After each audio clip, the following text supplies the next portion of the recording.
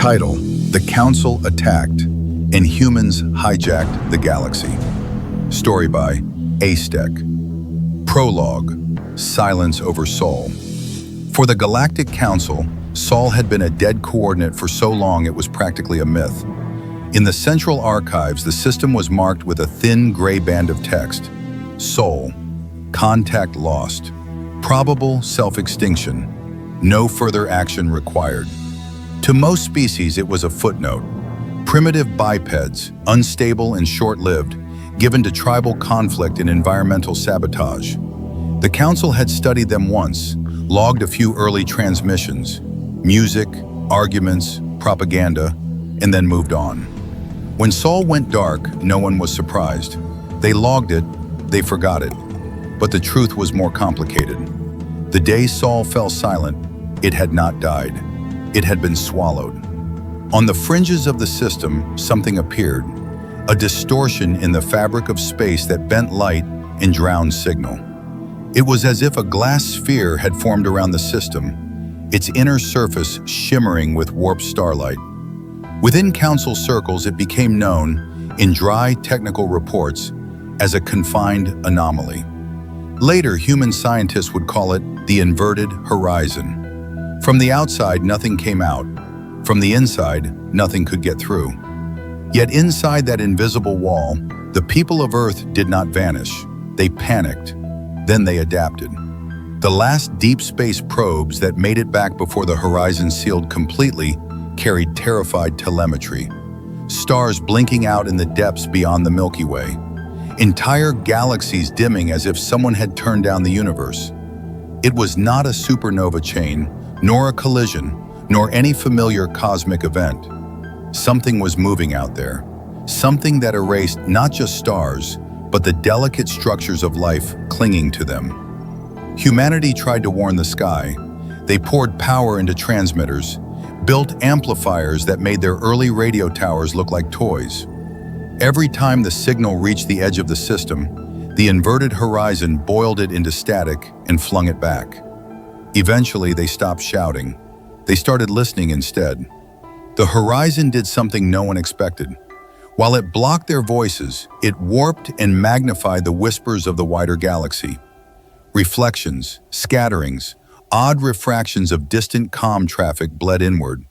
At first, it was garbled, fragmentary, broken into scraps of language and symbol. But humans had been decoding noise since the first time they pointed an antenna at the sky. They learned.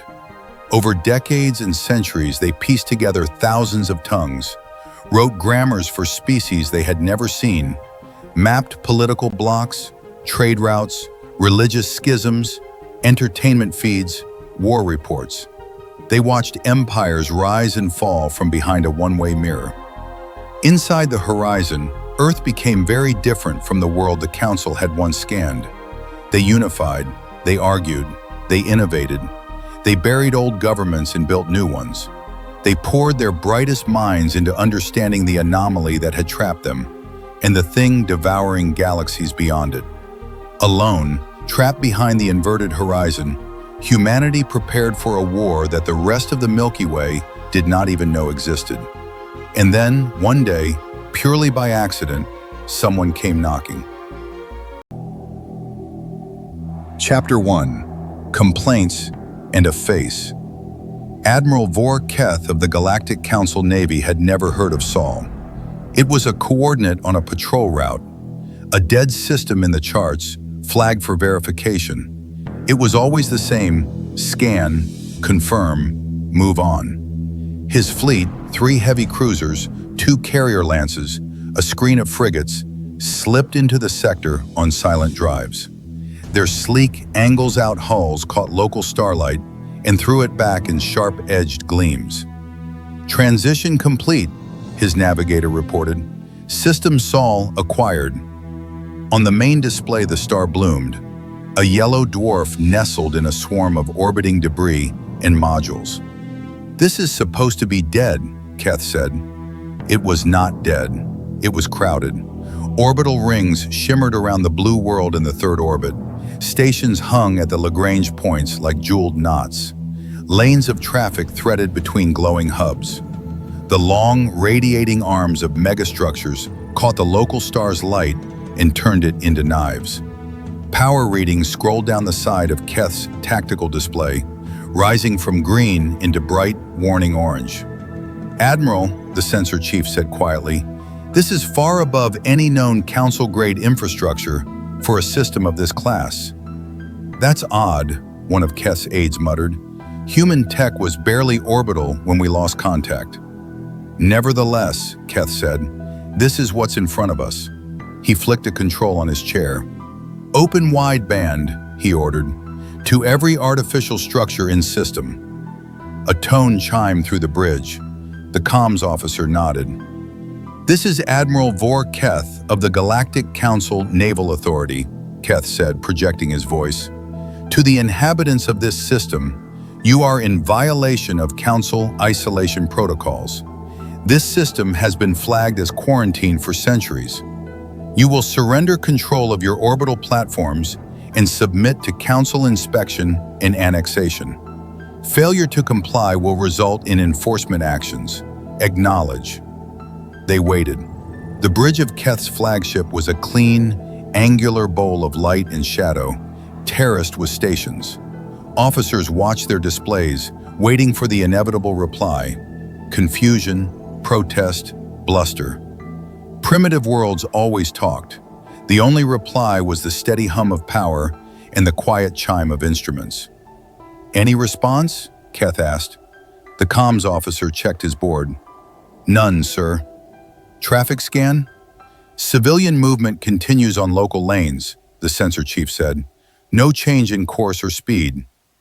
Keth's nostrils flared faintly. Council physiology did not have the same tells as most mammals, but the bridge crew recognized that one. "Repeat the message." They repeated it, once, twice, 10 times. An hour bled away. On the holographic tactical display, tiny icons representing Sol system stations moved along lazy ellipses, unconcerned. Keth watched them, irritation turning slowly to anger. "Very well," he said at last. "If they will not answer words, they will answer action. Target that station." He indicated one of the mid-orbit hubs. "Low-yield demonstration," he added. "We are not here to destroy, only to remind." The gunnery officer nodded. "Target locked. Firing pattern ready." "Fire!" On the outer hulls of the cruisers, ports irised open. Lances of contained energy arced toward the station, flaring in bright, silent violence.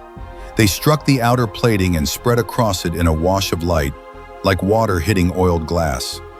Keth watched the impact. "Damage assessment?" The sensor chief frowned at his instruments. "Minimal, Admiral. Surface ablation only. No structural compromise." "Local reaction?" "None," the comms officer said. Keth's fingers drummed on the arm of his chair. "Again," he said, "increase yield by 5%. The next volley hit with more force, painting the station in a dazzling corona. On Keth's display, thermal readings rose. Structural stress indicators remained stubbornly green. And then another sound joined the quiet drone of the bridge.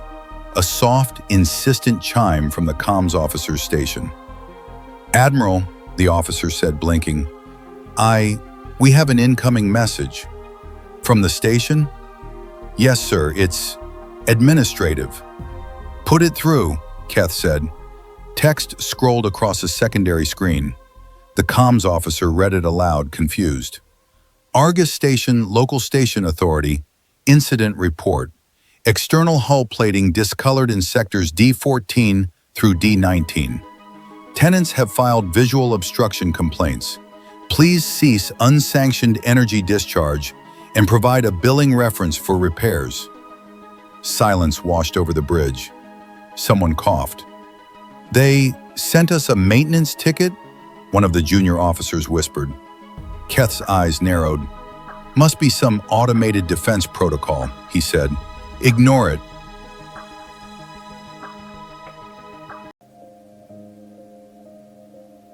Chapter 1 continued. "Fire again, same target, Increase yield another 5%. The next barrage gouged deeper scars in Argus Station's armored skin, leaving jagged, molten streaks. Still, the station held. The comms console chimed again. "Another message," the officer said weakly. "Read it. Additional complaint. Micro vibrations from repeated external impacts are disrupting hydroponics on residential Ring 3. Tenant satisfaction scores trending negative. Please cease vandalism immediately or appropriate fines will be assessed." A couple of bridge crews scraped their chairs back, as if they might escape the Admiral's rising fury. Keth's voice went flat. "Are they mocking us?" "Unknown, sir," the sensor chief said, "but local shield harmonics barely registered our attack. Their material science may be—" "I did not ask for commentary," Keth snapped. "Target a different structure, upper orbit, something civilian adjacent. Minimum safe yield. Fire." They fired. Argus Station did not react. Some other ring flickered as the blast washed over it. The comms station chimed. Keth closed his eyes. "Let me guess," he said. The comms officer swallowed. "Argus Station LSA. External light pollution noted. Residents complaining about unauthorized light graffiti on observation windows. Please direct energy discharges away from residential viewports, or you will be reported to central administration." This time a laugh actually escaped someone on the lower deck. It died instantly when Keth turned his head. He stared at the main display, at the serene, indifferent ballet of human infrastructure. They were not responding to his demands. They were filing noise complaints. "Increase yield another 15%, Keth said softly. "Let us see how far their arrogance extends." "Admiral," the sensor chief began. The deck under their boots shifted as batteries cycled up. Charged particles roared down conduits, gathering behind cannons that glowed from within. "Fire," Keth whispered. And then, before the tactical display updated, before anyone could speak, every console in the bridge went black. For a heartbeat there was nothing. No readouts, no icons, no data. Just the low, unnerving sound of the ship itself. A living thing breathing in the dark. Then an image appeared. Not on one screen, not on the main holo, on all of them. The tactical sphere, the crew station displays, the status boards, every surface meant to show data now showed a single human face. He was young by council standards, late middle years by human, hair dark, cut short, jawlines sharp, eyes bright but steady, without any hint of fear at the fact that he now stared into the sensor mirrors of an entire arm of the galaxy. Behind him, hanging on a wall of what looked like polished dark metal, was a rectangle of Fabrica symbol archived in the Council's ancient cultural files for Sol. 13 stripes, a field of stars, red, white, blue. The human spoke. "My fellow citizens of the Milky Way galaxy," he said.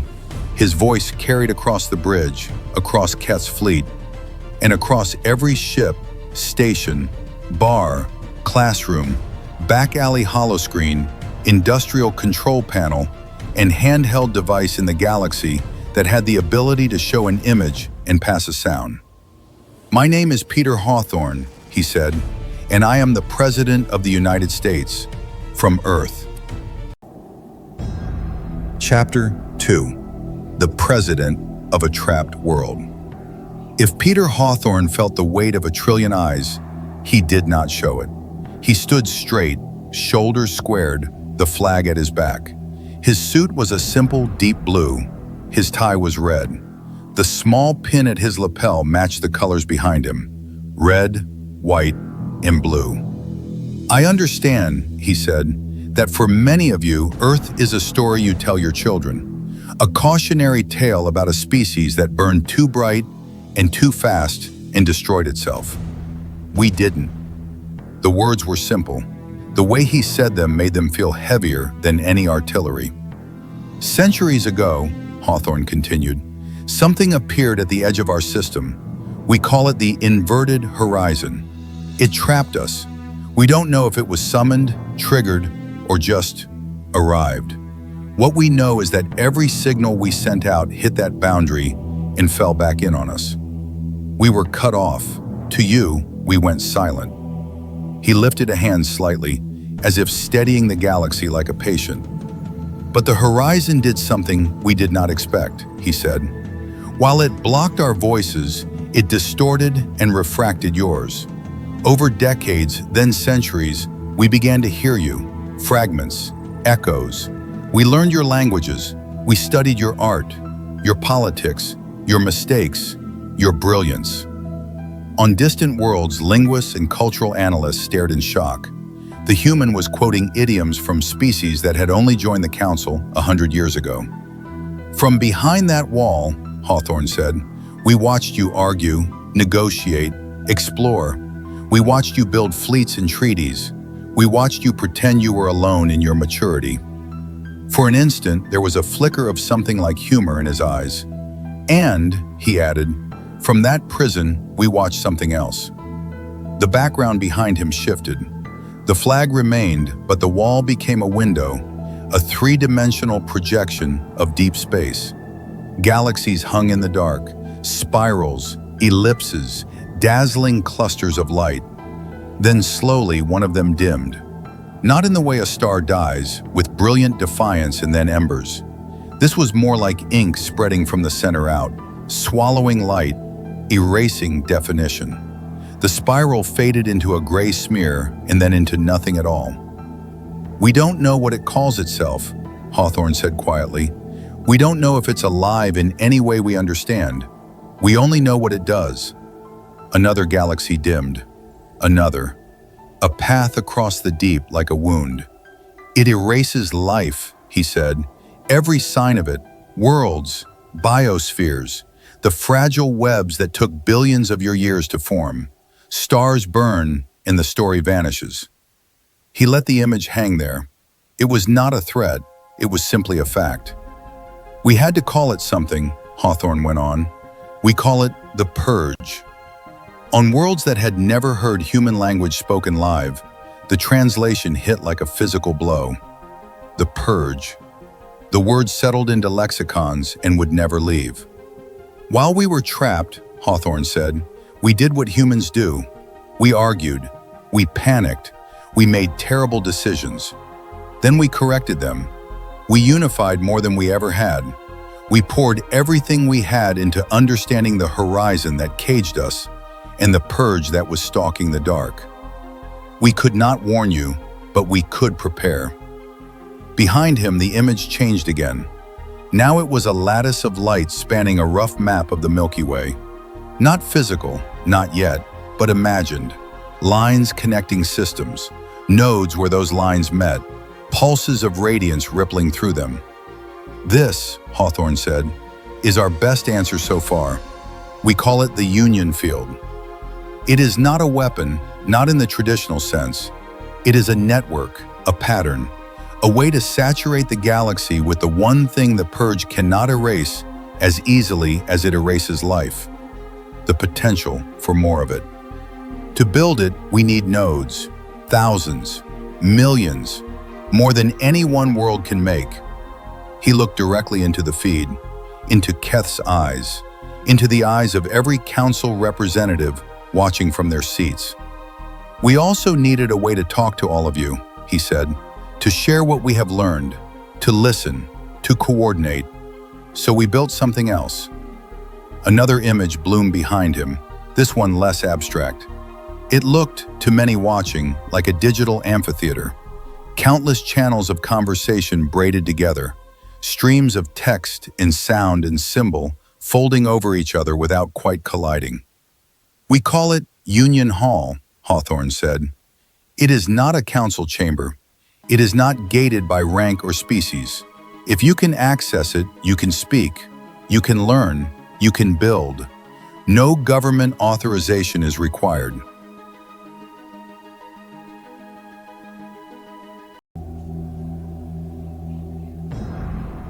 On dozens of worlds, ministers and security officials sat forward, eyes narrowing. You will find schematics there, he continued.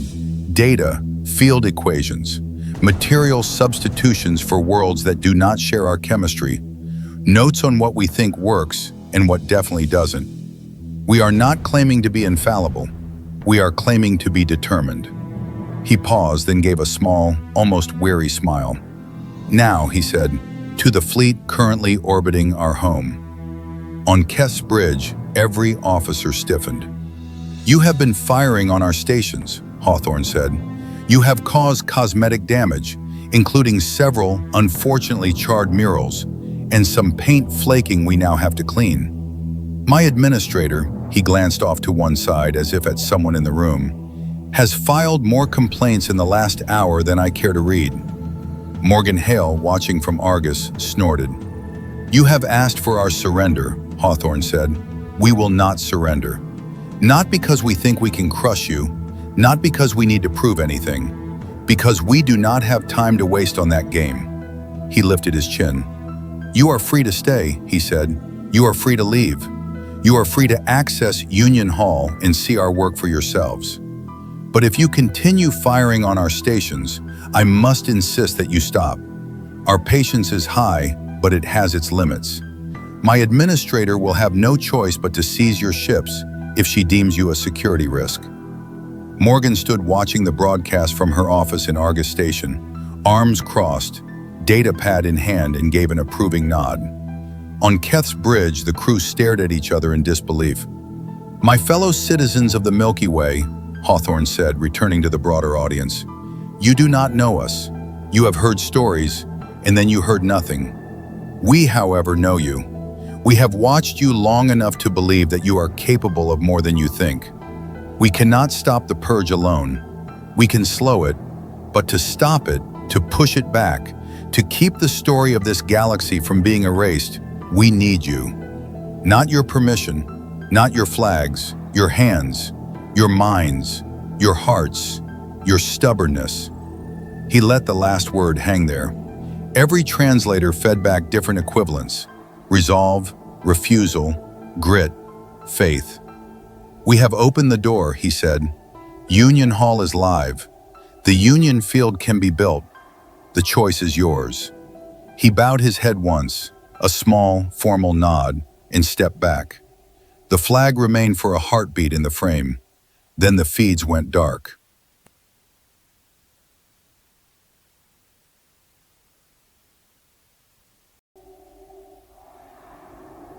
Chapter 3, Landing on Argus. The bridge lights of Admiral Vor Keth's flagship came back one subsystem at a time, like a recovering nervous system. Charts restored themselves. Status icons flickered into place. Fleet readouts scrolled down the sides of displays. In the center of it all, Keth sat very still. Status report, he said at last. Comms nominal, the officer replied.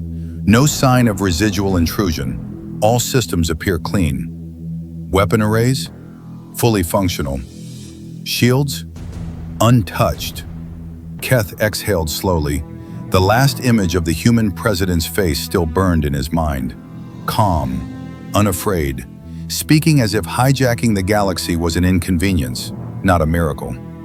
Admiral, the sensor chief said quietly, Sol system stations remain at alert posture alpha. No change in activity, no weapon locks detected.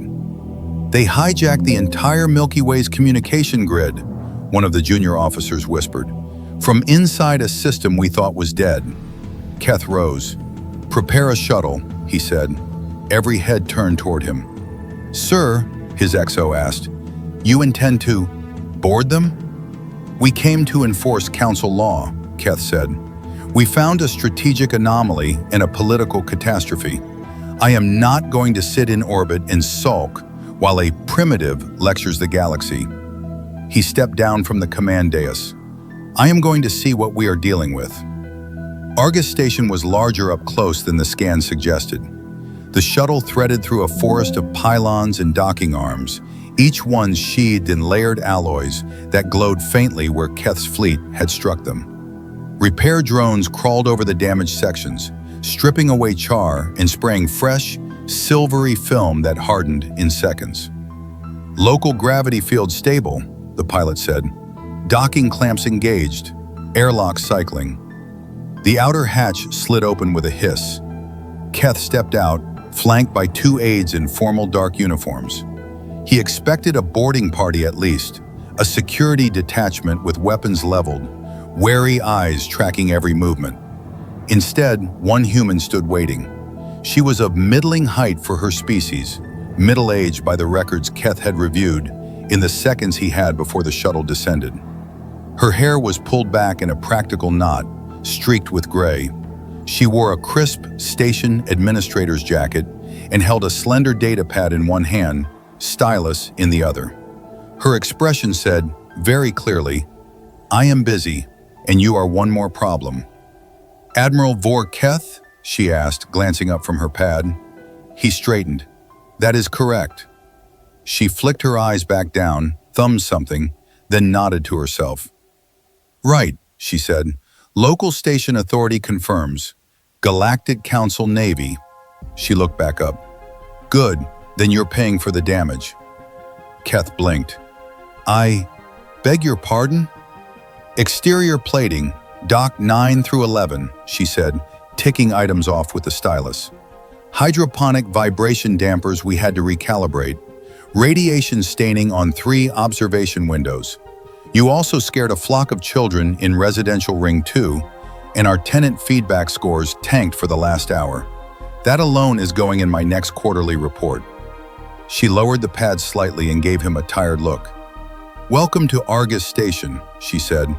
"I'm Morgan Hale. If you're here to invade, you're late. The president already did that to the whole galaxy. If you're here to talk, we have conference rooms. If you're here to sulk, do it in the lounge and try not to scratch anything." Keth opened his mouth, closed it, started again. "We are here," he said carefully, "to assess the situation and determine the appropriate council response to the largest unauthorized comms breach in recorded history." Hale finished for him. "Yes, I saw the feeds. I was the one logging the complaints about your enforcement actions, while the president was explaining that we're trying to stop the universe from being erased." She tapped her pad again. "Look," she said, "I understand you have your protocols and your pride. I have 3,000 tenants complaining about scorch marks on their windows. You and I are not on the same priority level today." Keth's aides shifted uncomfortably. "You are remarkably unconcerned that you are under the guns of a council armada," Keth said. Hale raised one eyebrow. "Admiral," she said, "if your guns could hurt us, you would have done more than smudge the paint. Now, are you coming in, or are you going to loiter on my docking ring and clog traffic?" For a moment, Keth actually had to fight down a laugh. The absurdity of it scraped against something raw inside him. He stepped forward. "We will come in," he said.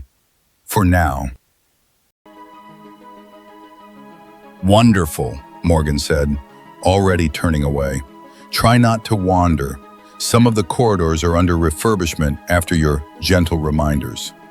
As Keth followed her into the station, the door sealed behind them with a soft, final hiss. Outside, in the quiet between the stars, ships from 100 council worlds sat in uneasy orbit around a system they had written off as dead, watching, listening, and trying to decide what to do now that the primitives had spoken for themselves. And somewhere beneath those stations, in their newly repaired paint, a planet full of humans reconsidered the timing of their plans and whispered to one another, "They finally heard us." Now came the hard part.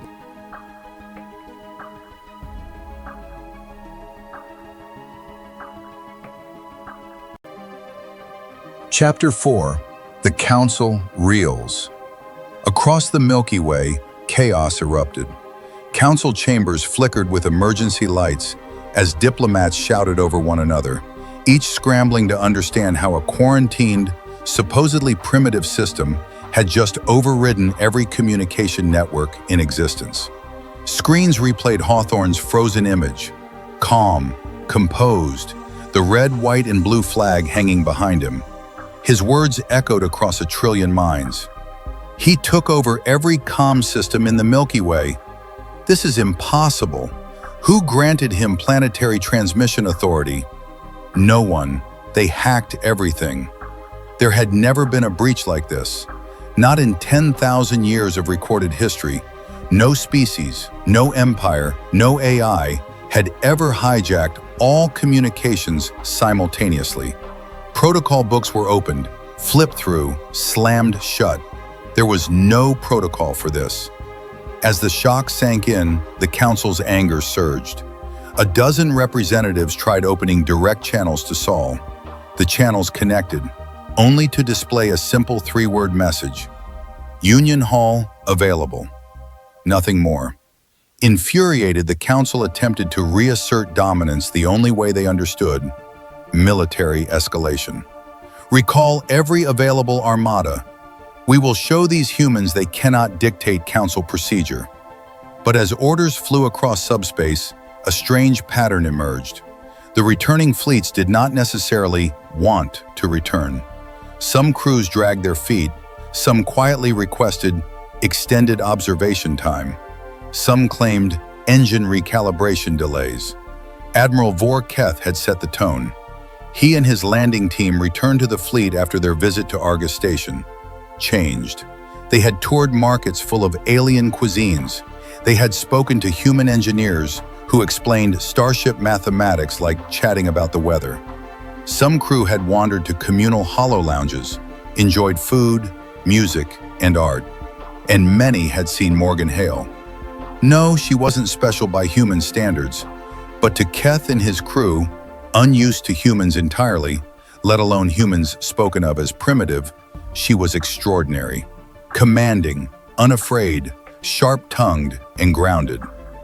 "It does something to you," one of Keth's officers whispered to a colleague, "being treated like a tourist instead of an invader."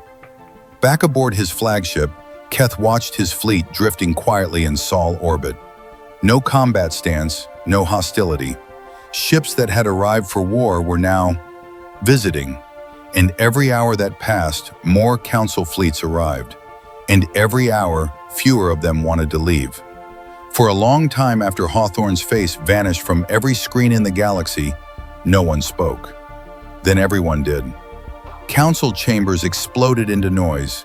Translators stuttered to keep up as 100 languages crashed together in a storm of outrage, disbelief, and raw fear. "He can't do that.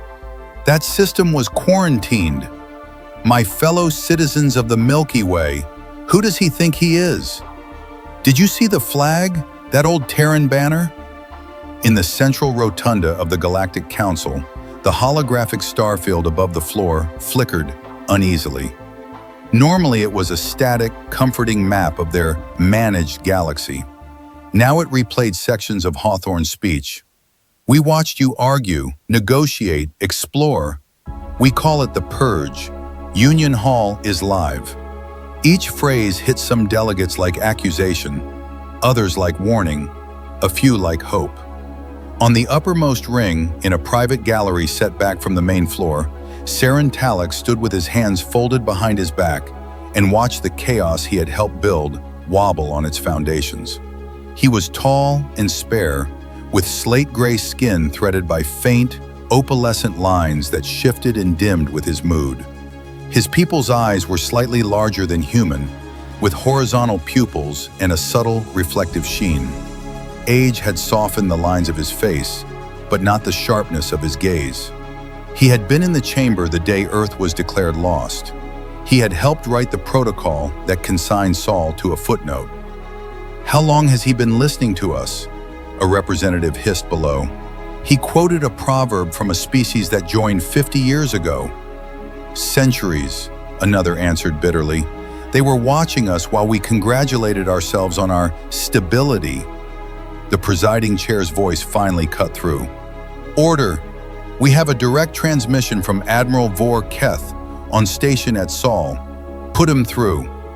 The starfield collapsed into the image of Keth's bridge. He looked older than his file, too. Exhaustion had a way of doing that, and so did having your entire career invalidated by one speech. "Admiral," the chair said, "you are live to the full council." Counselors, Keth said. Sol's system is fully inhabited. Human infrastructure is beyond our current classifications. Our weapons have had negligible effect. You engage them? Someone snapped. Keth's jaw flexed. We followed established quarantine enforcement procedure. He paused. They did not respond with force. They responded with administrative complaints and repair invoices. The chamber rippled with confusion. A few delegates checked their translators as if they had misheard. Talec's pupils narrowed. Describe the humans, the chair said. Not their machines. Them. Keth hesitated. His gaze shifted, as if looking through the camera towards something just out of frame. They are not what our archives depict, he said finally. They are unafraid, busy, focused on something larger than us. He drew a breath. Their president's speech was not a bluff. They have been watching us from behind the inverted horizon for centuries. The purge is real. Their claim about vanished regions beyond the rim matches scattered anomalies in our own star surveys. Murmurs, some skeptical, some horrified. And their intentions? Talec asked, his voice carrying clearly despite the height. Keth met his eyes through the projection. They did not ask for our surrender, Keth said. They are asking for our help. With what? A delegate scoffed. Their unauthorized network? Their violation of our comm grid? With preventing the galaxy from being erased, Keth replied. The words hung in the air. On his bridge, Keth continued, they are opening something called Union Hall to anyone with access. Citizens, soldiers, merchants, children. It will bypass council authority entirely. There it was, the real wound. The one that mattered more to some of them than any existential threat. They cannot set policy for the galaxy, a delegate snarled. We do. We haven't even faced the threat yet, another said, voice tight. If this purge is what they say, we need centralized response, not decentralized chaos. Talec's fingers curled once, briefly, behind his back. And your recommendation, Admiral? The chair asked. Keth was silent for a moment. Attempting to cow them with force has failed, he said. Continuing to do so will make us look childish and waste time we may not have. My recommendation is that we treat them as equals. Listen, evaluate, participate in this Union Hall, and prepare. The chamber exploded again. Participate? You want us to legitimize this human president? Equal? They were barely out of their gravity well when we quarantined them. Talec let the noise wash over him. Whatever else Keth was, he was not a coward. He could have lied, softened the blow, protected his own career. He had told the truth instead. Talec turned and stepped back into the shadowed corridor behind the gallery. His personal study was only a short glide along the curved passage, a room filled with old things, relics of treaties, stylized maps of campaigns that no longer mattered, and a single transparent wall looking out on the opalescent clouds of the Council world's upper atmosphere. He sat at his desk and brought up a blank document, the annihilation of communication order that some of his colleagues wanted to draft would be pointless. You could not censor something already inside every home. You could not unring Hawthorne's bell. So the question was not how to remove the humans from the conversation. The question was what to do about them now that they had stepped onto the stage, and whether to let them live long enough to change it. He stared at the empty page. Then slowly he pushed it aside and opened a different interface, the one for Union Hall. He hesitated for a long time, finger hovering over the confirm glyph. Across the galaxy, others were making the same decision. He exhaled and connected. In Sol orbit, the sky grew crowded. New fleets arrived every day, slipping into real space on flares of drive light and taking up uneasy stations around Earth's sun. Official communiques described them as containment reinforcements. Dispatches called them stabilization assets. Gossip in Union Hall labeled them something else entirely: the audience. On Argus Station, Morgan Hale watched the tactical overlays from her office and pinched the bridge of her nose. "Docking cues?" she asked. "Backed up to lunar orbit," her assistant replied. "We've added 3 temporary waypoints and a holding pattern. And the hydroponics wing reports some of the new ships are using too much active scan. It's making the lettuce grumpy." "The lettuce is not allowed to be grumpy," Morgan said. "Grumpy lettuce turns bitter, and then the salad bar complains, and then I have to file agricultural mood reports." Her assistant wisely did not laugh. "And the visitors?" Morgan asked. He glanced at his slate. "Mixture of inspection delegations, cultural observers, and personnel claiming they were ordered to disembark for diplomacy training."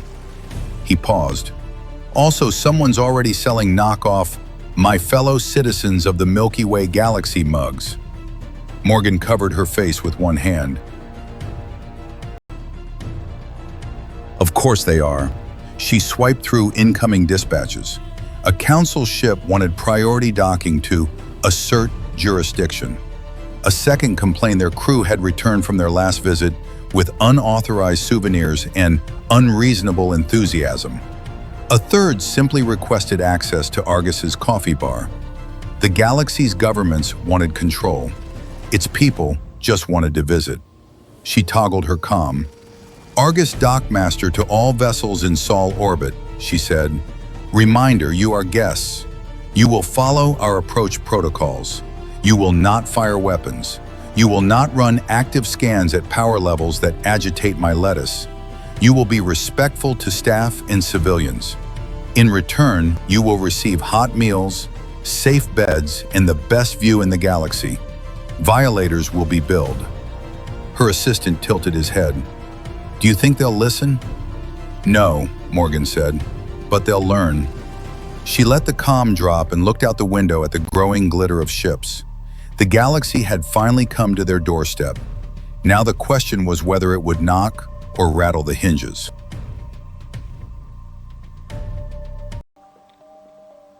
Chapter 4: War Tantrums. For 3 full rotations of the galactic core, the Milky Way did nothing but replay the human's face. Peter Hawthorne's image hung on news feeds, in military briefings, in underground pirate streams, and on children's entertainment channels. Clips of his speech were remixed with commentary, analyzed by experts, denounced by pundits, adored by idealists, and dissected by those who were supposed to be in charge. In the primary council chamber, the holographic dais that usually displayed trade disputes now showed frozen fragments of Hawthorne's broadcast. "Rewind. Pause there. Enhance the background." They zoomed in on the flag, on the wall material, on faint reflections in the polished surface behind him. Teams of analysts argued over what type of metal it might be. "Play again," someone demanded. They watched the part where he named the purge, the part where galaxies faded into gray nothingness, the part where he mentioned the Union Field, the Union Hall, the schematics he had already gifted to anyone listening. "He addressed the galaxy as if we were already under his administration," one representative snapped.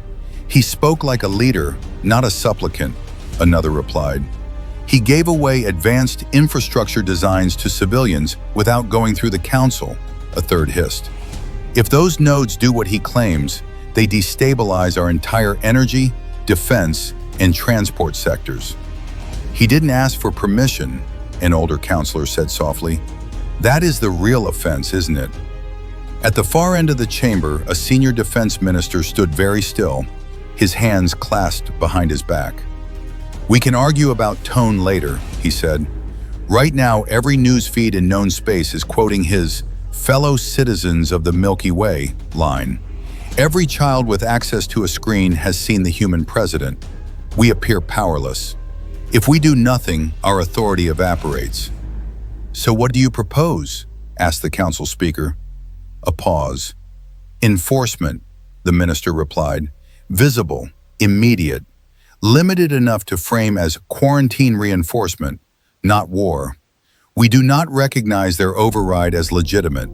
We remind the galaxy we remain in control. Control of what? Someone muttered. Clearly not of the comm grid. The defense minister ignored it. We have fleets already at Sol, he said. More are on the way. They will demonstrate our capacity to enforce Council protocol. We will apply pressure until the humans agree to route their communications through authorized channels and submit their technology for review. No one said surrender. No one said war. They did not need to. In Sol orbit, enforcement translated as tantrum. Argus Station's outer hull lit up first. Lances of coherent energy hammered against its plating in precise, rhythmical patterns. Torpedoes traced elegant spirals through the vacuum, detonating in bursts of color against invisible defensive fields. Particle beams swept across cargo lanes, forced to curve at the last instant by human-built gravitic sheaths that nudged them away from anything truly fragile. A freighter captain on approach watched an emerald beam arc just ahead of his bow, flare across his viewport, and dissipate in a harmless bloom. He blinked, then opened his internal comm. He said to his cargo handler, "Someone want to tell traffic control the Council's drawing graffiti again?" On Argus, Morgan Hale's inbox filled to bursting. Exterior paneling on Dock 7 has new scorch patterns. Some residents like them, some don't. Please clarify if this is an official art installation. Micro vibrations from torpedo shockwaves rattled the hydroponic tomatoes. Several plants shed leaves in protest. Guest lounge view of Saturn briefly obstructed by a very large explosion. One guest spilled his drink. Local gravity shear from reflected beam caused 3 children to float for half a second. They laughed. Parents did not. Morgan skimmed the list, pinched the bridge of her nose, and began forwarding. 2. GCNA Fleet Command, Sol Theater. From Argus LSA, Hale, Morgan. Subject: external vandalism, ongoing. To whichever ship is responsible for the violent spiral impacts on Dock 12, please cease using our hull as a demonstration canvas. Residents are complaining about unwanted fireworks. Our cleaning crews are not budgeted for interstellar ego management. Regards, M. Hale, Local Station Authority, Argus. She sent another. 2. GCNA Fleet Command, Sol Theater. Subject: traffic interference. Your latest barrage intersected 3 approved traffic lanes.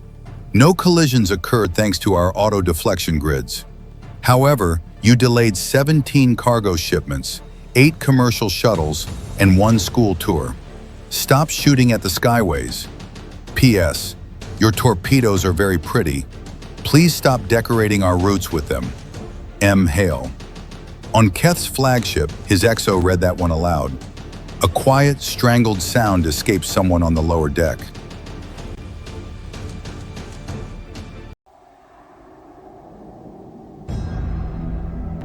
Keth closed his eyes for a long, slow breath. "Status of our last volley?" he asked.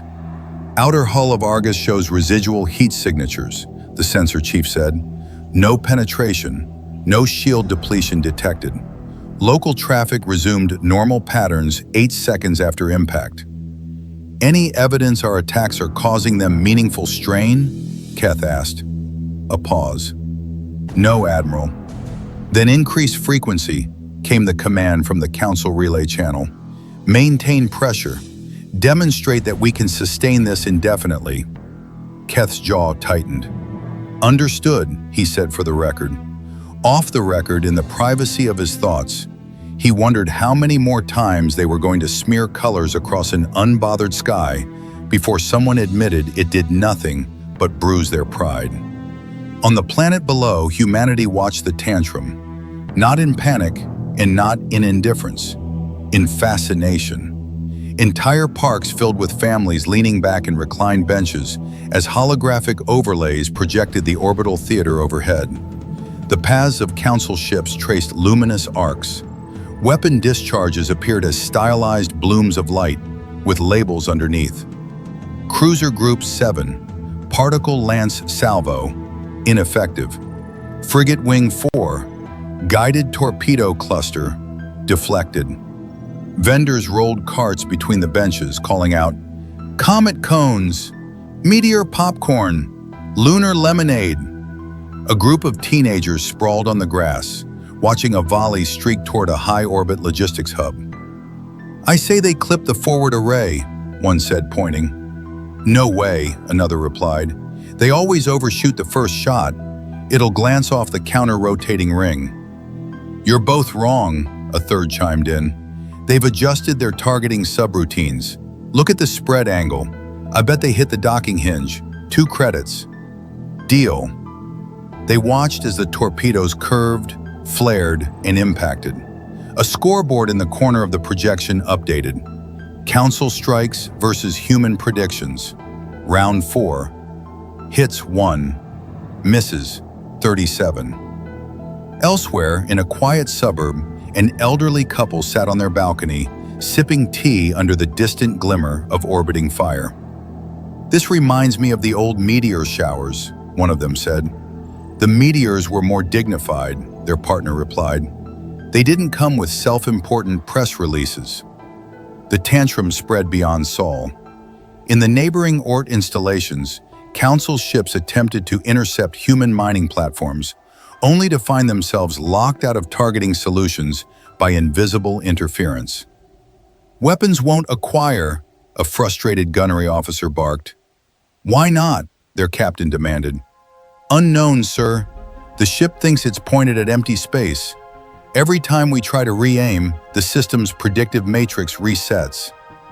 On a long-haul ferry between Mars orbit and Jupiter, passengers watched as distant Council ships loosed bright arcs across the black. "Are we in danger?"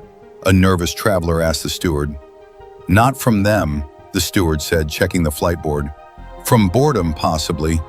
We're on a 5-minute hold while traffic control reroutes someone else's tantrum away from our lane." On a civilian news feed, a commentator chuckled as orbital footage played behind her. "By our latest count," she said, "Council fleets have spent the equivalent of 12 planetary defense budget cycles achieving, let's see here, 3 scratched panels, 1 temporarily rattled hydroponics bay, and a widely panned performance review from Argus Station's cleaning staff." The first real change came when humans decided to make it safer. Not for themselves, for the people firing at them. It started with a cruiser from the Vesk Dominion, a sleek, blade-like vessel that had been particularly enthusiastic about saturating a shipping lane with harmless but inconvenient beams. Mid-barrage, its weapon arrays flickered, stuttered, and went dead. On the bridge, alarms chimed. "Power diversion," the chief engineer shouted. "Weapons grid just went offline. I didn't authorize a shutdown." "Bring them back," the captain snapped. "I'm trying. Control pathways aren't responding. It's like someone rerouted." A new alarm chimed. Different pitch. Airlock notification. The captain froze. "Who authorized docking?" she demanded. "No one," the helmsman said, eyes wide. "We didn't register physical contact. Airlock integrity still shows sealed." A soft tone sounded by the inner hatch. Every weapon on the bridge found its way toward that sound, even though no one could have possibly fired one inside the fragile structure of their own ship. The hatch slid open. 4 humans stepped through. They wore slim, featureless environment suits marked only with small flags on one shoulder, and the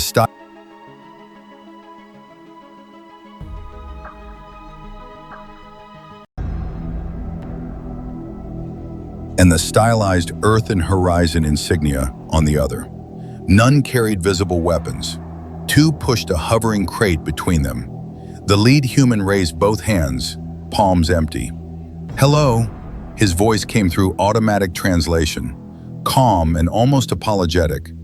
"We've temporarily disabled your weapons to prevent further lane interference. There was concern you might clip a civilian transport on your next volley." "You boarded a Council cruiser," the captain said, stunned. "Yes," the human replied. "How?" Efficiently. There was a beat of silence as both sides reassessed the situation. "Are you here to seize the ship?" the captain asked. The human blinked. "No," he said. "We brought you snacks." He gestured to the hovering crate. One of his teammates tapped a control. The top unfolded, revealing neatly organized packages, individually sealed containers, labeled in multiple languages, each with icon-coded dietary information. "We reviewed your species' biochemistry from archival scans," he added. "These should be safe, high in complex carbohydrates and electrolytes. It seemed likely your crew would be fatigued after maintaining such a prolonged, if ineffective, firing pattern." The captain stared. "You disabled our weapons," she said slowly. "Yes." "You boarded our ship." "Yes." "You brought refreshments." "Yes," the human said again. "If you would like, we can also run a diagnostic on your targeting arrays. They appear to be oscillating in response to our local field dynamics. That can't be pleasant for your engineers." One of the VESC officers made a small sound. It took the captain a moment to recognize it as a stifled laugh. She exhaled through her teeth. "Fine," she said. "You may proceed, but my crew keeps their sidearms." "That's reasonable," the human said pleasantly. "We won't be here long." Stories like that spread. A patrol corvette from the Halen Compact found itself suddenly unable to lock coordinates for its launch bay. When technicians pried open a floor panel, they discovered a box of human-made tools and a folded note.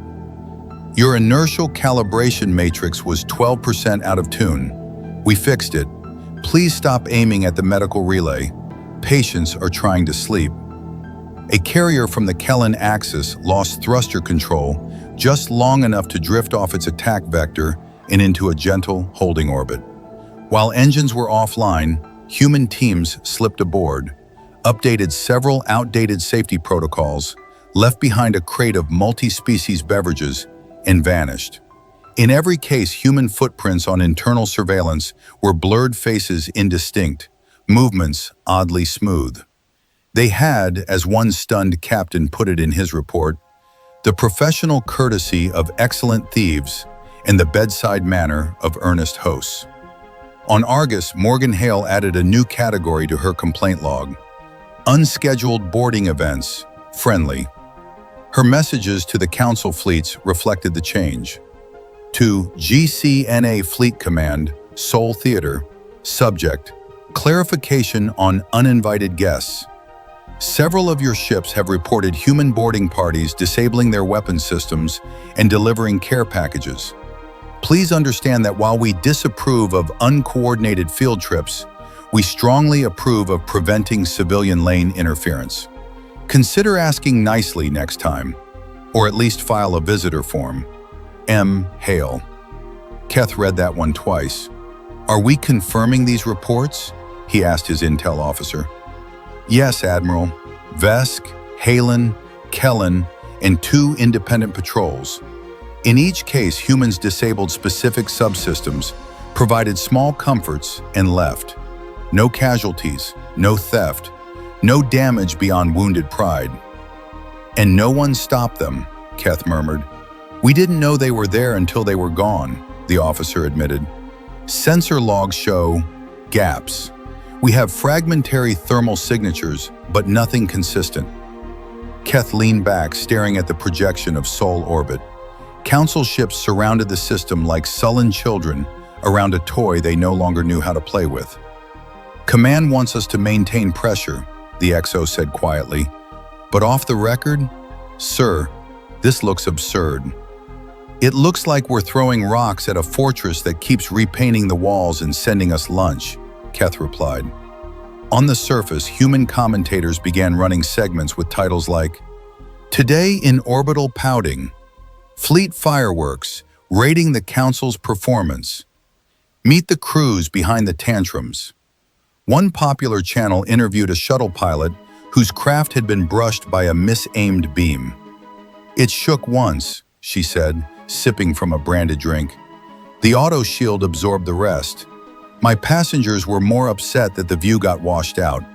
And honestly, the reflection off the rings was gorgeous. "So you're not afraid of the Council armadas?" the host asked. "Afraid?" she laughed. "Of what? Them scuffing the paint?" Human betting networks opened a dedicated category, Council Target Prediction. Week 3. Participants could wager on which station would get the next cosmetic blast, whether a beam would accidentally illuminate a comet tail, how long before the Council repeated a previous firing pattern out of frustration.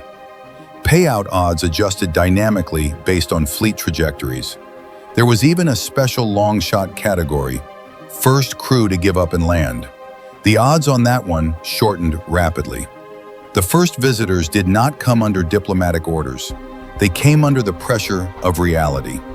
A small destroyer from the Thailand Republic had spent 12 days in constant firing posture. Crew rotations were shot. Morale was threadbare. They had watched their shots blaze harmlessly against invisible defenses, while human stations remained serenely operational. On day 13, one of their junior officers approached the captain. "Sir," she said, "permission to speak freely." "Granted," he replied tiredly. "We are accomplishing nothing," she said. "Our reports say as much. Our crew knows as much. We are embarrassing ourselves. There is an open docking berth on that station Argus. They have sent no threats, only complaints about scuff marks."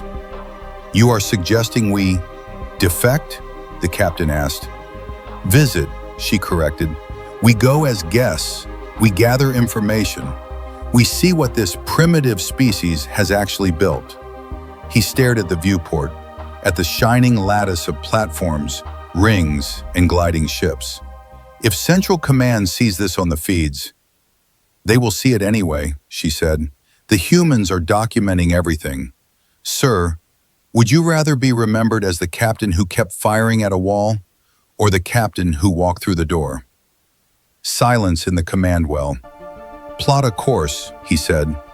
Argus Station's traffic control flagged the incoming Thailand destroyer with a soft tone. Its transponder identified it as an active Council vessel. Weapons offline, approach vector slow and courteous. Morgan Hale was on her third coffee of the shift when the alert pinged her console. She squinted at the ID, checked the posture readouts, and then opened a direct channel. "This is Argus LSA," she said. "Destroyer Ethan of the Thailand Republic, you are approaching a civilian hub. State your intentions." A moment of static, then a voice filtered through translation. "This is Captain Seru Van," it said. "Our intentions are to dock, to disembark a small party, to speak, to rest, if that is permissible." Hale blinked. "You've been firing on our infrastructure for nearly 2 weeks," she said. "Yes," the captain said. "We have also been failing to damage it for nearly 2 weeks. We thought perhaps we might be more effective at conversation." Morgan stared at her display, at the slow, careful approach, at the dormant weapons signatures. She sighed. "Docking clearance granted," she said. "Berth 12. I'll have someone meet you. Try not to scratch anything on the way in." That image of a Council destroyer sliding into a human-controlled dock under its own power, not as a conqueror, not as a prisoner, but as something awkward and in between, went viral across the galaxy. On a minor news relay 3 sectors away, a board commentator replayed the docking footage side by side with clips of the same destroyer's earlier bombardments. Once, a weapon. Now, a visitor. The caption read, "When your invasion turns into a vacation." Soon after, other ships followed. Some came openly, announcing their intent to conduct inspections or engage in de-escalation talks. Some claimed engine trouble and requested temporary maintenance support. Humans treated them all the same. Docking hatches opened to welcome crews into clean, well-lit corridors. Guides in station uniforms pointed out amenities. Cafes and canteens offered samples of human cuisine, carefully tailored to different biologies. Recreation decks provided views of the planet, the stars, and occasionally the Council fleet still sulking in higher orbit. With one major exception, the hosts were unfailingly polite. The exception's name was on 1,000 complaint forms. Morgan Hale met the first Thailand landing party with a datapad under one arm and a look that said she had 15 more important things to do, and all of them involved fixing someone else's mess. "Captain Vaughn?" she asked as the group stepped through the pressure lock. The Thailand captain's eyes adjusted to the station's spectrum. His posture was rigid, formal. "Yes," he said. "You are Administrator Hale?" "Local station authority," Morgan corrected. "I'd shake your hand, but last time I did that with an unvetted alien species, we had a week-long rash outbreak on Deck 3. So let's skip straight to business."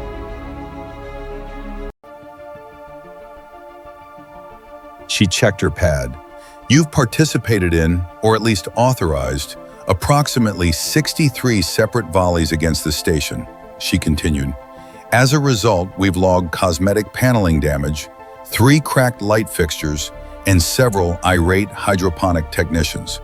Standard policy is to bill offending parties." Captain Vaughn swallowed. "You intend to send an invoice to the Thailand Republic Navy?" she asked. "No," Morgan said. "I intend to hand it to you." She extended the pad. After a second, Vaughn took it. The invoice was itemized down to the last scuffed railing. At the bottom, a note. "We recognize you were following orders. Consider this more of a reminder that your actions have consequences, even if they don't penetrate our hull." Vaughn read it twice. Then unexpectedly she laughed, a short, startled bark. "You find this amusing?" Morgan asked. "I find it..." Vaughn searched for a word in the translation. "Honest. We came to intimidate you. We achieved only maintenance work. This seems fair." Morgan's expression softened by a degree. "Well," she said, "now that you're here as something other than a hazard, you'll find we run a decent station. Your crew is welcome in the common areas. Try the orange pastries in Dockside Cafe. They tested well on cross-species pallets. And if your Navy continues this nonsense in high orbit, tell them at least to schedule around our maintenance windows." "I will pass that along," Vaughn said. As Morgan turned away, the Thailand captain asked, "Do you resent us?" Morgan glanced back. "For what?" she asked. "For obeying the Council. For firing on your home." Morgan's jaw worked for a second. "I resent having my schedule disrupted," she said. "I resent repainting perfectly good panels because someone needed to feel important. But you're here now. You walked in the door. That counts for something." She shrugged. "Besides," she added, "your last salvo created a beautiful reflection on our outer ring. Some kids on Deck 6 started a light show appreciation club. It's the most excited they've been since Gravity Tag got banned." Vaughn stared at her. "You turned our attacks into entertainment?" "It was either that or stress ulcers," Morgan said. "Welcome to Argus, Captain. Try not to break anything." By the time the Council realized what was happening, it was too late to control the narrative. Footage flooded Union Hall and public channels. Council crew laughing with human vendors over strange, delicious food. Human children asking to see alien uniforms. A Vesk engineer and a human technician arguing animatedly over the best way to anchor a docking strut, then dissolving into mutual respect. A Kellan officer standing at an observation window, staring down at the blue-white planet with something like wonder. In the primary council chamber, the defense minister watched a clip of his own officers accepting cups of steaming, fragrant human beverages on a station that had been, on paper, an active enforcement target. He did not slam his fists on the console. He did not shout. He simply said, very quietly, "What are they doing?" "Not the humans," the speaker replied. "Our people." The minister did not answer. On the feeds, a caption floated gently over the image of a mixed species group watching the distant glow of a tantrum volley splash harmlessly against a human orbital ring. Best seats in the house. The tantrum had not only failed to frighten humanity, it had given them a stage. And the galaxy, already watching, could not look away. Chapter 5. More war tantrums, impound notices, and accidental business models. The tantrum did not end. It learned new tricks. Council command doubled down. Fresh directives rolled to encrypted channels. Maintain pressure. Do not relent.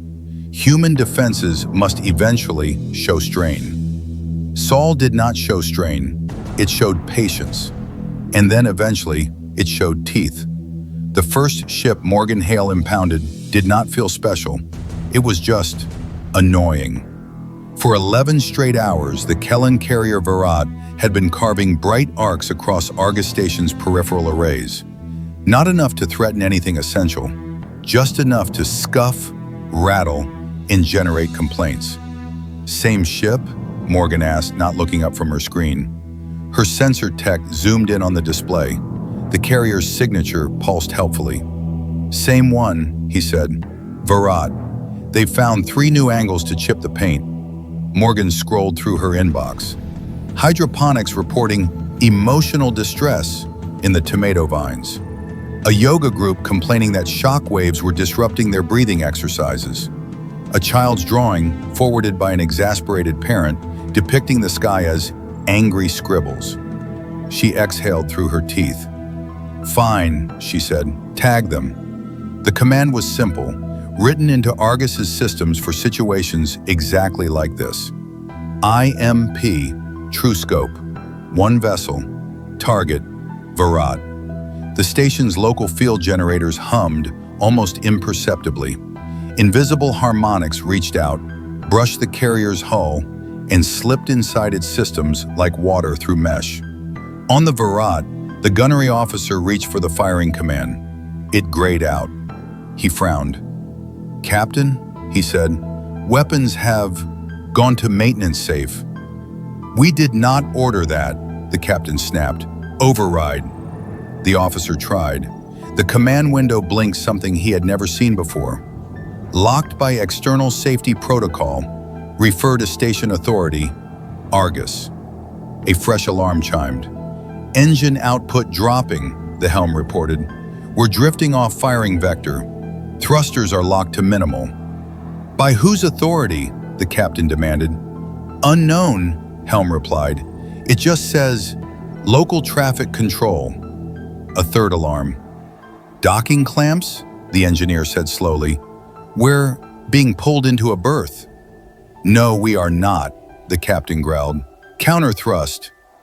Counter-thrust did nothing. The Virat's massive frame, designed to intimidate by sheer presence, slid gracefully onto a controlled glide path. Guidance beacons from Argus flickered politely. Docking arms extended, caught, and held. The carrier settled into berth 15 with the soft inevitability of a file dropped into the correct folder. On Argus traffic control, Morgan watched the docking confirmation ping. There, she said. That's better. Her assistant stared at the display. Did we just seize a council carrier? He asked. We impounded a hazard, Morgan corrected. There's a difference. She started a new document. 2. Commanding Officer, CV-993 Virat. From Local Station Authority, Argus.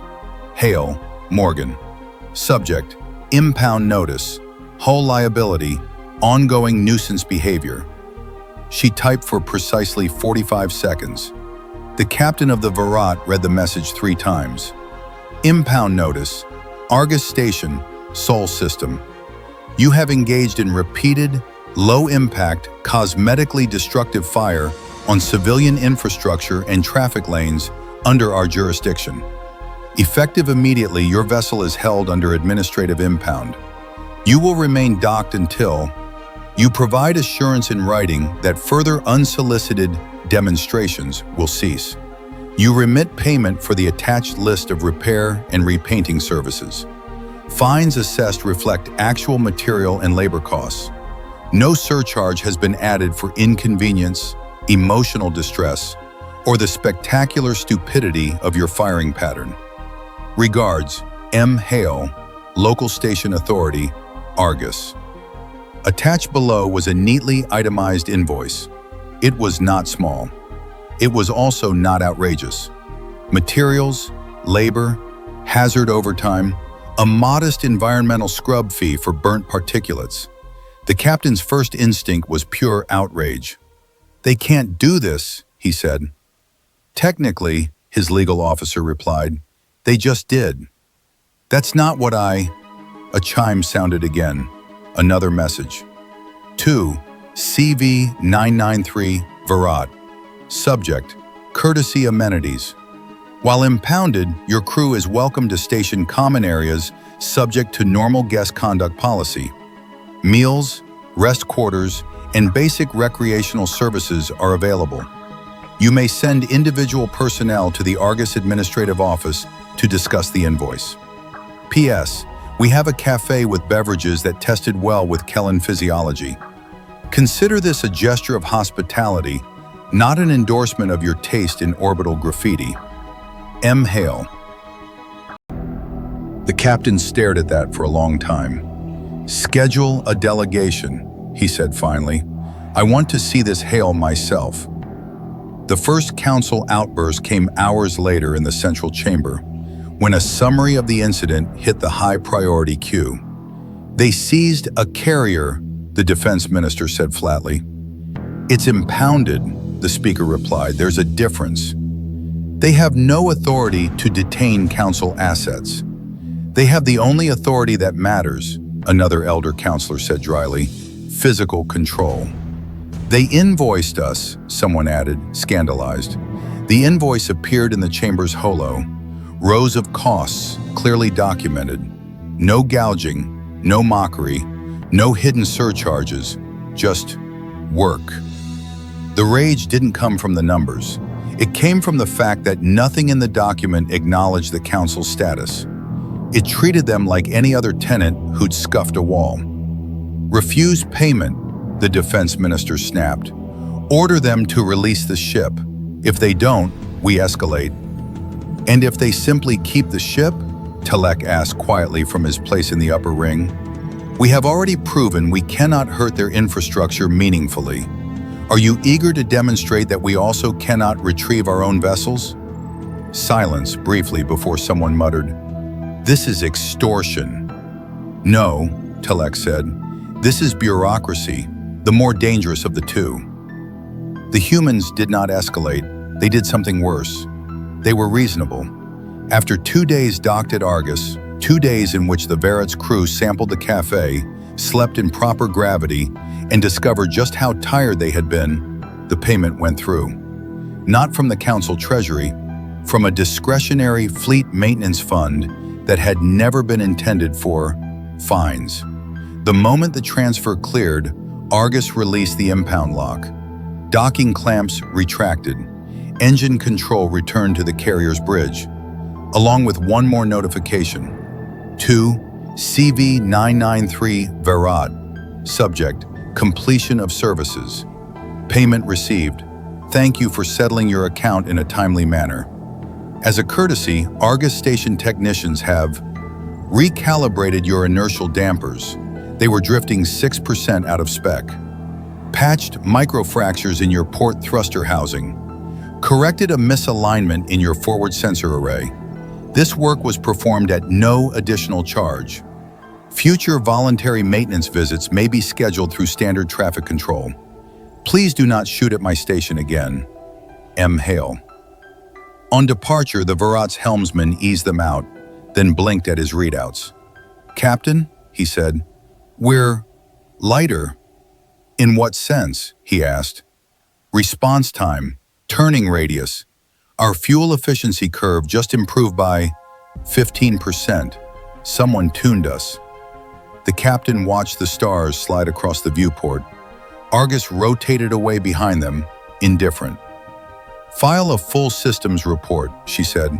Mark work origin as Sol Station, Argus. Classification, restricted. He hesitated then. And don't tell command they fixed our dampers. They'll ask why it took a human administrator to do it. That should have been the end of it.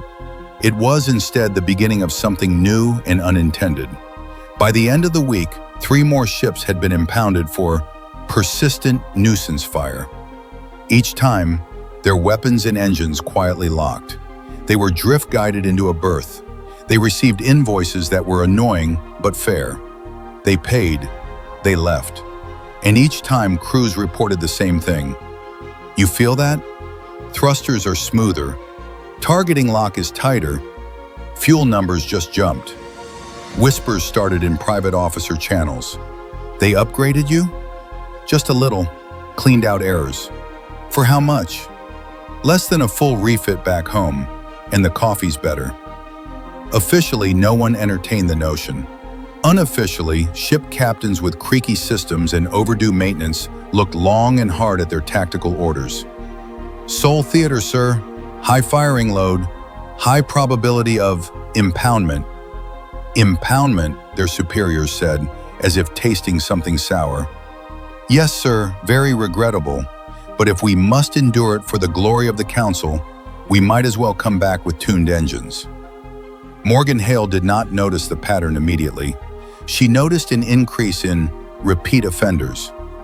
This is the 3rd time that frigate has accidentally threaded a beam through Dock 10's shadow, her assistant said, highlighting the trajectory. It's like they're aiming near us. Morgan squinted at the orbit plots. Weapons fire that curved just a little too close. Engine signatures that stuttered theatrically in unfortunate malfunctions, right in front of Argus's traffic cone. Ships that protested very loudly and on open channels about being unfairly impounded, and then sent private thank you notes after release. She pulled up their maintenance logs. Her maintenance logs. Impound. Invoice. Repair. Quiet little efficiency bump. Release. Over and over. Oh no, she said. Her assistant leaned in. Oh no what? We've become a discount garage, she said, for warships. The realization spread through Argus's back-end systems faster than it did through the Council. Union Hall helped. Someone, no one ever proved who, posted an anonymized breakdown of average performance improvements post-impound at Sol. It was formatted like a joke. It read like a temptation. Can confirm, a Thailand engineer replied. Our reactor variance dropped by 8% after an extended stay at Argus. No surcharge. Humans called it tidying up while we were already in there. Our carrier's roll response improved, a VESC officer added. Unofficially, I am not telling any of you this. A human in the thread, user tag at Argus facilities, replied, Stop encouraging them. MH. The thread reacted with a wave of laughing glyphs. In the Council's upper echelons, the issue appeared in the worst possible way, as a budget anomaly. We are seeing unplanned efficiency spikes in certain fleets assigned to Sol Theater, a logistics analyst reported. Fuel expenditure down, maintenance requests down, performance metrics up. That's good, said the finance minister. Isn't it? It would be, the analyst said, if it were due to our actions. Slowly, painfully, the truth filtered upward. By the time it reached the defense minister, it had acquired a name, the Argus problem. You are telling me, he said carefully, that our captains are deliberately allowing themselves to be impounded by a quarantine system in order to receive cheap, unsanctioned upgrades? Not deliberately, sir, the analyst said. Officially, they are merely failing to avoid repeated nuisance fire patterns in proximity to the station. And unofficially? Unofficially, yes. In his private study, Talek read the same report. He put his head in his hands. We have lost them, he muttered. We have lost our own fleets to better customer service. Morgan's patience did not last much longer than Talek's. The tipping point was a Halen corvette that broadcast its distress in a way only technically distinguishable from a performance. "Emergency!" the corvette's captain cried over open channel as his ship began an extremely graceful spin. "Our stabilizers have failed right in front of your standard impound corridor. We are at the mercy of your superior docking systems." Morgan listened to the audio twice. Then she keyed a direct line. "Corvette HAL 17, she said. "This is Argus LSA. Cut the theatrics. You scraped my observational ring last time you were here." "Ah," the captain replied, instantly dropping the panic. "Administrator Hale, always a pleasure. About those stabilizers." "Your stabilizers are fine," she said. "I toggled them myself. You're impounded for being annoying." "Excellent," he said, then caught himself. "I mean, how tragic. Shall we discuss pricing?" "No," Morgan said. "We're done." She opened a new protocol. "Impounded, true services, disable only upgrades, none." On the HAL 17's bridge, controls died with all the finality of a flip switch. "Docking clamps?" the helm asked, almost hopefully. "Negative," engineering said. "We're stuck in a powered idle." A message appeared on the captain's console. "To HAL 17, subject, you know what you did. You are impounded for intentional misuse of our patience. You will not be upgraded. You will not be tuned. You will sit there until your command structure decides it is in their interest to stop treating my station like a discount service port and my orbit like a stage. I have attached a list of the last 6 emergency malfunctions that just happened to occur in our lanes. Your acting skills are poor. Your engineering is worse. When the Council stops throwing rocks at my home, we will consider resuming normal hospitality. Until then, enjoy the view. M. Hale." The captain said. His crew leaned in. "Oh," one of them said softly. "She's mad." Union Hall found out within the hour. A human user posted a cropped version of the message. Caption: "M. Hale has left the chat." Responses rolled in. "Wait, they were using Sol as a mod shop? You can't blame them. The humans do good work." Council command: "Why are we losing the war?" Fleet captains: "We're not. We're just getting slightly better fuel economy." Then someone from Sol, no one could tell if it was Morgan herself or some mischievous dockhand, dropped a new thread. To the Council: "Stiffs still taking themselves too seriously. You want to act like you're in charge of the galaxy? Fine, act like it. Stop flinging tantrum fire at my station. Stop sending your ships to accidentally fall into our impound lanes. Stop pretending you don't enjoy the coffee. Take a spin in one of the ships we just sent back. They're twice as fast and burn half the fuel. You're welcome. A friend." The thread exploded. Alien engineers argued in the comments about the exact efficiency gains.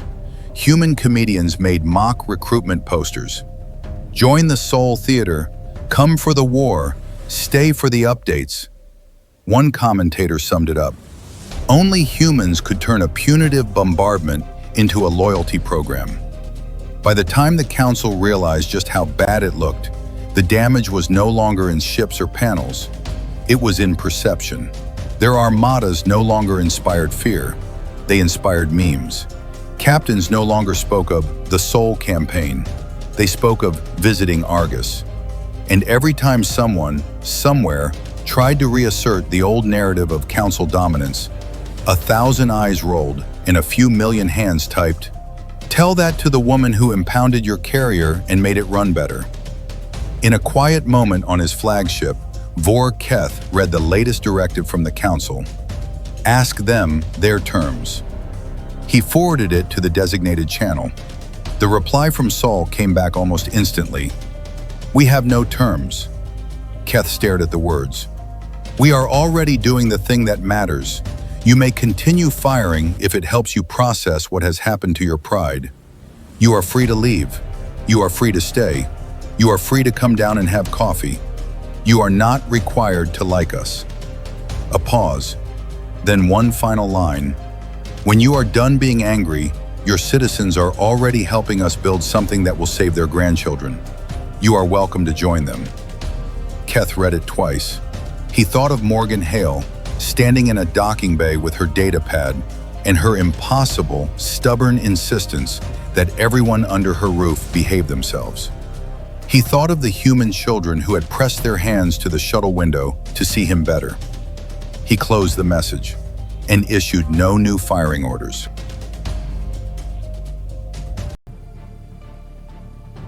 Chapter 6. The First Builders. The Union field designs were simple in all the ways that mattered. They were complicated, insane, some said in theory, but the practical layers, the "start here if you have these tools" layers, could be followed by anyone with patience and curiosity. On a dusty frontier world lit by a red dwarf, an old mechanic named Jara scratched his chin as he stared at the schematic on his battered terminal. "Looks like someone's kid made a star map out of plumbing," he muttered. Still, the parts list was easy enough. Certain lengths of conductive coil, ceramic insulators, a stable power source. He had all that sitting in scrap bins. He welded, bolted, cursed, and eventually hoisted the finished framework onto a makeshift mount. "Right," he said. Moment of truth. He threw the switch. The structure hummed. Light flickered along its edges, settling into a steady, pale glow. His monitor blinked. "Node initialization. Success. Harmonic band within tolerance." Jara laughed, startled. "Well, I'll be damned," he said. He wasn't alone. On a ring world closer to the galactic core, a group of students turned a Union field node into their senior project. On a gas giant mining platform, workers built one in their off hours, just to see if this Terran thing actually works. On a tiny moon used mostly for fuel resupply, the off-duty station cook led the first successful node assembly. In each place, the reaction was the same. The node turned on, matched the predicted field profile, and reached out to become part of a bigger pattern. People took pride in that little ping. "I did that," they thought. "I built part of the thing that might save us." Governments woke up late. By the time most planetary administrations truly understood how many private citizens had downloaded the Union schematics, there were tens of thousands of nodes in various states of assembly. Decrees were drafted. Construction and operation of unauthorized foreign-designed energy structures is prohibited pending formal council review. In Union Hall, the decree appeared as a topic of conversation. Someone posted the full text. Responses poured in. They had centuries and didn't notice the purge. "We had a year and helped invent the fix. They can review all they like. I'll be in my garage, saving the galaxy." On one world, police were dispatched to shut down a Union node yard. They arrived to find half the force's own relatives working there. "Orders are orders," the sergeant said. His cousin looked up from tightening a bolt. "You going to arrest your mother?" she asked. He looked at his mother, covered in weld spatter, smiling at him. He holstered his weapon. "Carry on," he said. Council fleets were sent to seize or disable major nodes. They didn't get far. As the first battle group approached a large emitter complex in a neutral system, alarms went off at the edges of their sensor range. "Some kind of interference," the navigator said. "Gravity's thick here." "Field variation coming from the node lattice," the science officer added. "It's rerouting us." Within minutes, their drives dropped to standby. Weapon systems lost calibration. "Weapons offline," the gunnery chief barked. "We didn't do that." "Admiral, I think they're not attacking us," the science officer said slowly. "They're just turning us off." The fleet floated, helpless but unharmed, while below workers continued installing and testing Union equipment. On one ship, a junior officer stared at the external feed, showing tiny figures moving around a massive ring of glowing metal. One of the workers looked up, squinted at the inactive warship. then went back to work. "No one's afraid of us," the officer whispered. "They're annoyed at us, that's all." Chapter 7, The Union Field begins. Union Hall did not simply grow, it detonated. The platform itself handled it with eerie grace. Threads braided and unbraided themselves according to need. Voices found each other. Arguments formed and dissolved. Friendships sparked in the spaces where extremists failed to dominate. It wasn't a council chamber, it was a galaxy-sized cafe. A Kalor mathematician posted detailed analysis of the Union Field schematics and announced grudgingly that these humans have done their homework. A miner from a low-tech world asked if rusty scrap metal could substitute for one of the recommended alloys. A human engineer replied with 3 alternative designs. An artist from a water planet shared a sketch of how their people had decorated their first node frame with shells in bioluminescent algae. Someone observed dryly that if the purge was going to erase them, they might as well go out making something beautiful. No single government authorized the building of the first node. No policy was passed. No treaty was signed. A handful of electricians in a dusty settlement on an overlooked rock of a world simply decided. They had most of the parts. They had the schematic. They had nothing better to do after their shift. They built, and the galaxy watched. Within hours, a second node frame went up on a bustling capital world. Then a third on a station that had never had reason to care about Sol. Then a fourth, cobbled together in a school courtyard by a teacher and her most stubborn students. Governments panicked. You cannot construct unknown devices without authorization. These structures must be registered. This is a violation of orbital zoning regulations. The people building paused just long enough to look at their governments. Then a universe-wide shrug rolled through the civilian threads of Union Hall, and they went back to work. On Vadris, in a crystalline valley where light refracted in 100 colors, Ina Tor stood with her hands on her hips and glared at the half-finished node rising from her village's central square. She was compact by her species standards, with faceted skin that caught the light in dull silver and hair like spun glass bound back in a strict coil. Age had not dulled her posture. She radiated the kind of energy that made younger people reflexively stand up straighter. "Stop hitting it," she snapped at a young worker who was trying to persuade a misaligned beam into place with increasingly aggressive hammering. "It is a node, not an enemy fortification." The worker froze. "Yes, Elder," he muttered. Ina clicked her tongue and checked the field measurements on her wristband. "Your alignment is off by 3/10, she said. "Also, you are leaking harmonics. Plug the leak and the alignment will fix itself." "You can see harmonics?" another worker asked, awed. "I can see mistakes," she said. "They are the same thing." Her pregnant daughter, Laurie, watched from a nearby bench, one hand resting on the slight swell of her abdomen. Children darted around her legs, chasing a hovering toy, an interactive light orb that squealed happily when tagged. "Careful of the frame," Ina called automatically as the children squeaked past the node's base. "Do not run into it. If you crack it, you fix it, and I will make sure you fix it properly." They squealed affirmations and kept playing. Ina sighed. Children. She made another adjustment to the node's crystalline coupling, watching the readout fields shimmer in response. The pattern settled, almost, but not quite, where it should be. She said. The children's game sent them once more under the unfinished structure. The orb dipped low, bounced off one child's forehead, and careened into Laurie's lap. She laughed, a sudden, delighted sound, and flicked it playfully back into the air. For a brief moment, every child and Laurie herself laughed together. The node brightened. Not much, barely a sliver, but Ina's eyes flicked to the readings and went wide. "No," she whispered. She stared at the data, then at the children, then at her daughter. "Do that again," she said. "Do what?" one of the children asked. "Laugh," Ina said impatiently. Play, like you just did.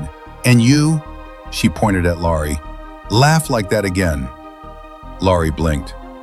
Mother, you cannot just order. Play, Ina snapped. Now. It was the now that did it. The children scrambled to obey, partly out of respect, mostly out of mischief. The orb zipped between them. Tiny hands stretched, grabbed, missed, tagged. Laurie couldn't help it. The sight of her niece tumbling into a heap of limbs and giggles dragged another laugh out of her. The node flared. This time the spike was undeniable. Ina's heart hammered. She did 3 more tests to be sure. Different children, different games. A quiet, peaceful moment where one child simply sat and hummed while drawing pictures. Each time the node responded. Joy, not motion, not sound.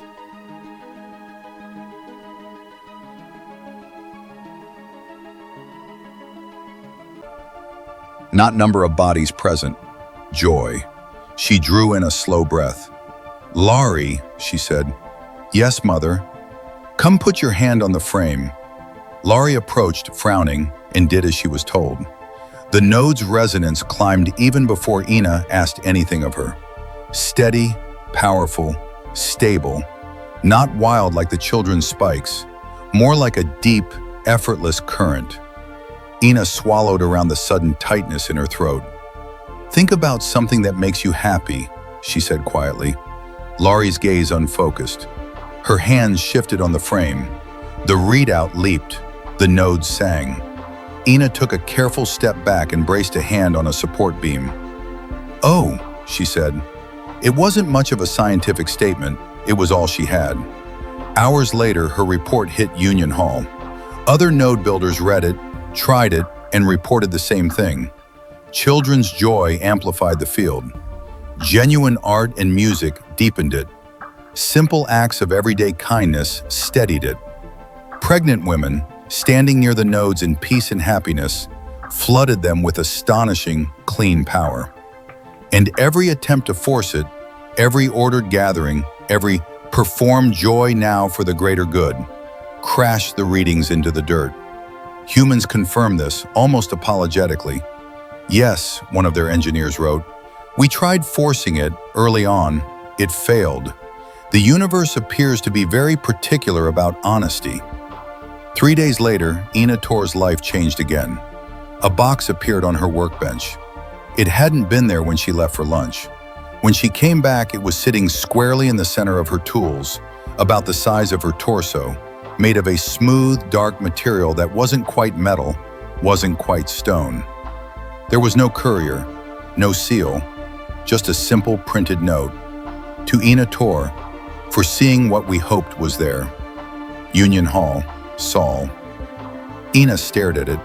The workers stared at it. Laurie stared at it, one hand on her stomach. Open it, one of the teenagers whispered. Ina huffed, trying to gather her dignity, and unlatched the lid. Inside were neat rows of glossy, dark brown bars wrapped in simple, shimmering paper. A faint, rich scent rose up from them, unlike anything Vedras had ever known. What is that? Laurie asked. A weapon, one worker murmured. A bribe, another suggested. Ina picked one up, broke off a piece and tasted it. Her knees nearly gave out. The flavor exploded across her senses. Sweet, bitter, deep, warm. Her brain lit up. Every old memory that carried even a hint of pleasure resurfaced all at once. She made a noise that embarrassed her immensely and sat down hard on the bench. What is it? Laurie demanded. Ina thrust the remaining piece at her daughter with shaking fingers. Try it, she croaked. Laurie did. The sound she made was only slightly less dramatic than her mother's.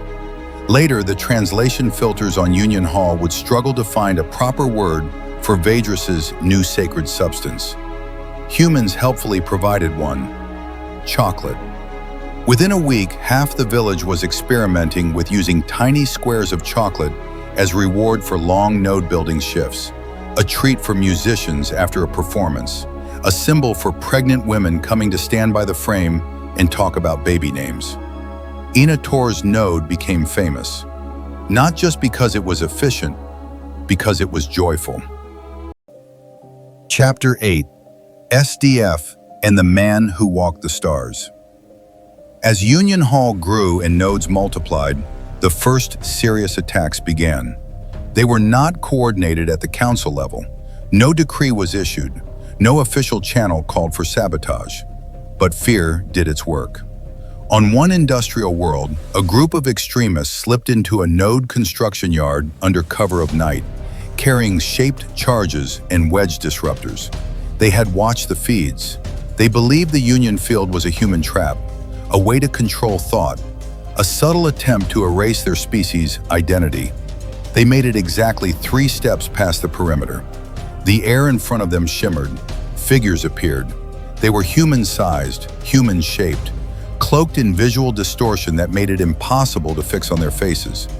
Time seemed to stretch, a long, thin moment in which no one spoke and everyone understood exactly how outmatched they were. The extremists didn't even get to drop their weapons. The SDF moved once. When the workers arrived at dawn the next morning, all they found was a faint ozone scent and a few scuffed footprints leading away from the node. The charges were gone. So were the infiltrators. Rumors spread faster than any official notice. "They walk through walls," someone whispered. "They heard what we were planning and came before we did it. They don't kill, they just remove. Ghost humans, guardian humans." "Self-defense force," said one human in Union Hall when asked. "We built them because we knew there would be pushback. We don't expect your trust. We do expect the right to protect anyone who is trying to help." "Where do you take them?" another user asked, cautious. "To conversations," the human replied. No one quite knew what that meant, but the attacks slowed.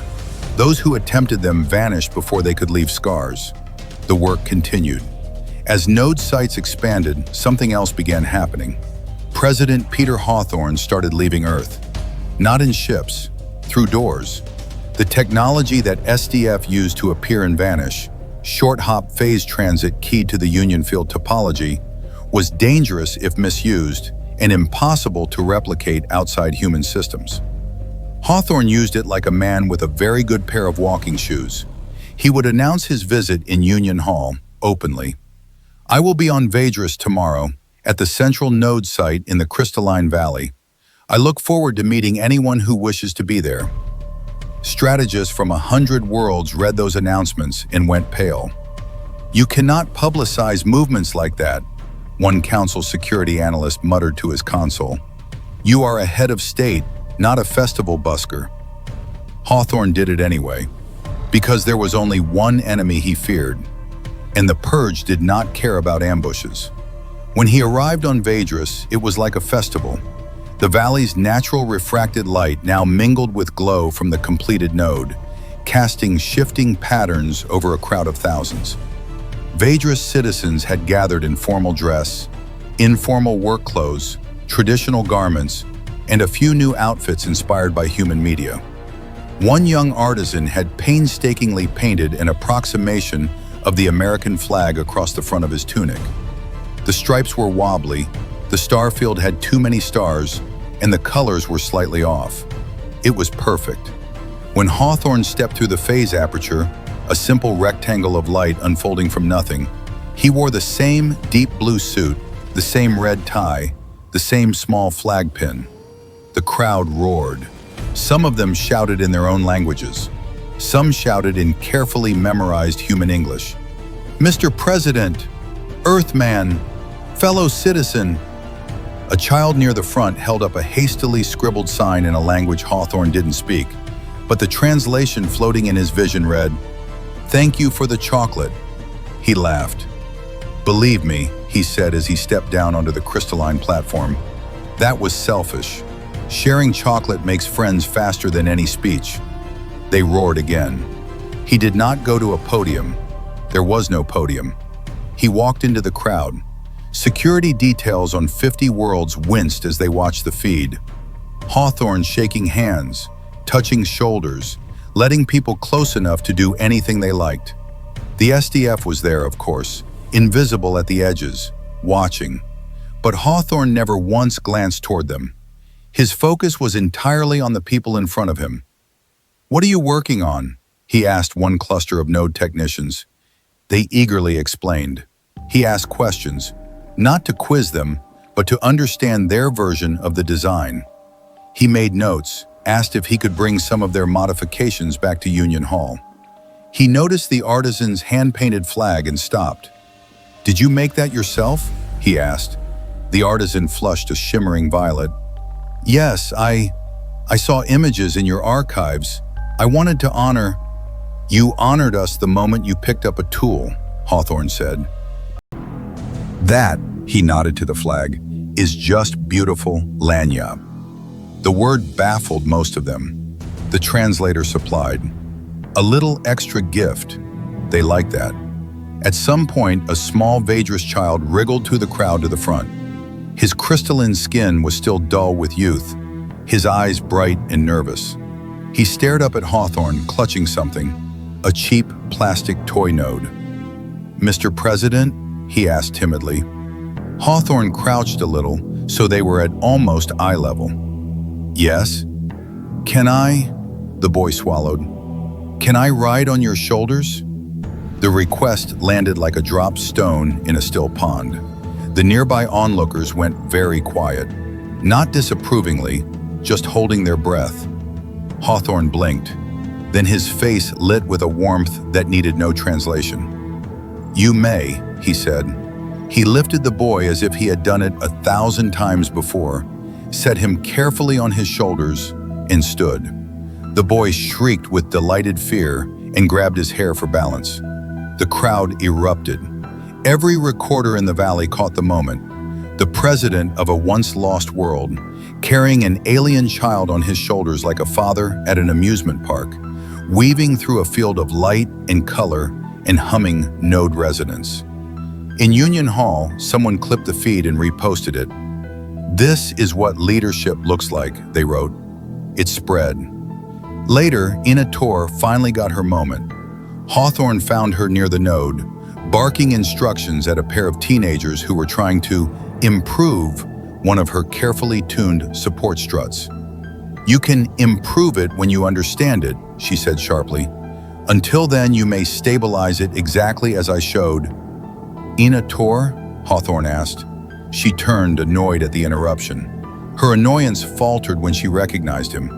Her opalescent lines brightened, then dimmed, then brightened again in a flicker of conflicting emotions.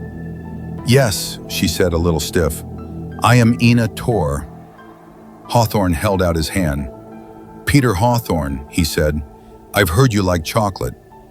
Her gaze dropped to the large box he carried. It was similar in shape to the one that had appeared on her bench, but this one bore her name in careful script across the top. "I brought more," he said. "I thought perhaps the first batch wasn't enough." Her throat worked. You sent that?" she asked. "I approved it," he said. "The credit for finding the node resonance is entirely yours.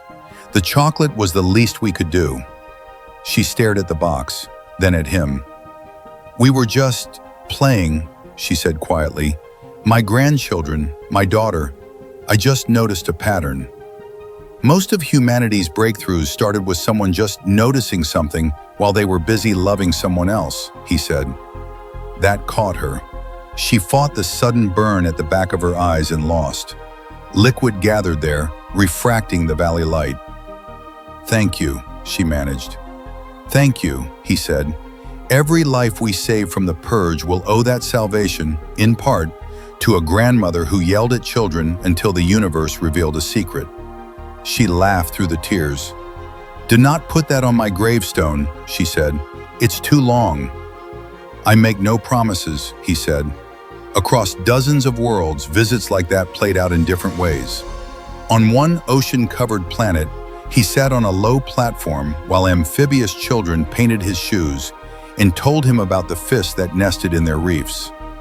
On a desert moon, he helped an old mechanic lift a replacement beam into place while they talked about what it felt like to send your child off-world for the first time. On a station built into the side of an icy comet, he spent 20 minutes helping a pregnant technician balance her schedule so she could both rest and keep volunteering at the node.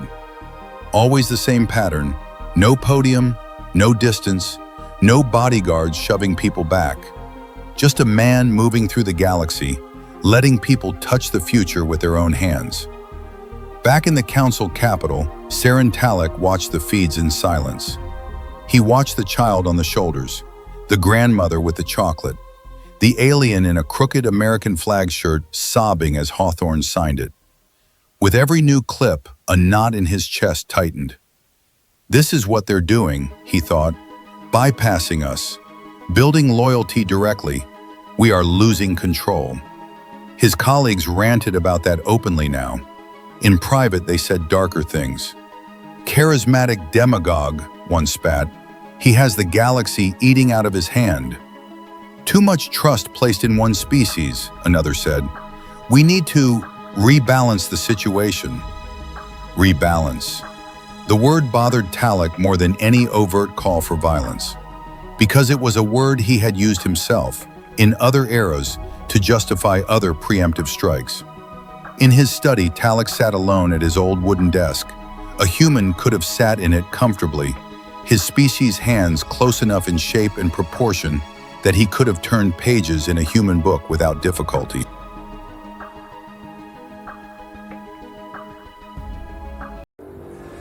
The room was lined with shelves of physical memory, carved stones from the founding planets, woven banners from old victory days, metal slivers from scrapped warships that had once pointed their guns at one another and now sat as harmless decoration.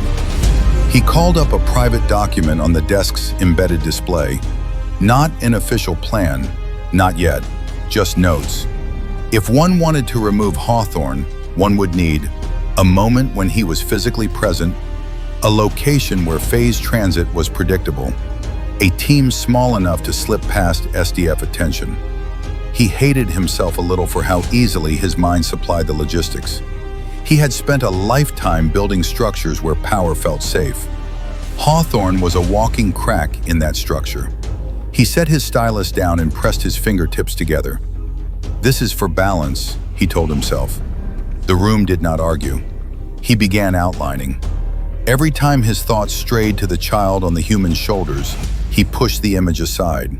When he thought about Ina Tor's face when she opened the chocolate box, he tightened his jaw and added a contingency. He was not a monster, he told himself. He was a steward. Stewards did what was necessary.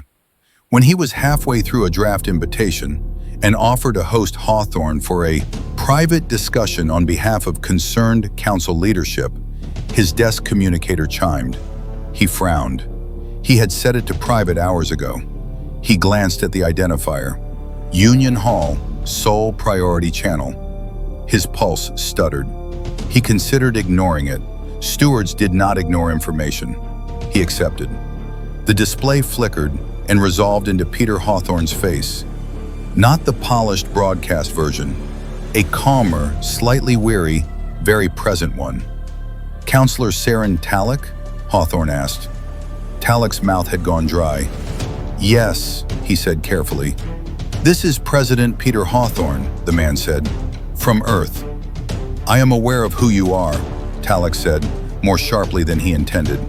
A hint of something like humor touched Hawthorne's eyes and vanished. I apologize for the intrusion, Hawthorne said. I know you did not request a call. Talek's gaze flicked involuntarily to the half-composed document hovering off to the side of his display. On the contrary, he said slowly, I was considering reaching out. Good, Hawthorne said. Would you like to talk? Talek's mind raced. If he could get Hawthorne to come here, physically, in person, under the guise of a meeting, he might be able to. Yes, Talek heard himself say. Perhaps we can arrange a time. Tomorrow. I will require security preparations.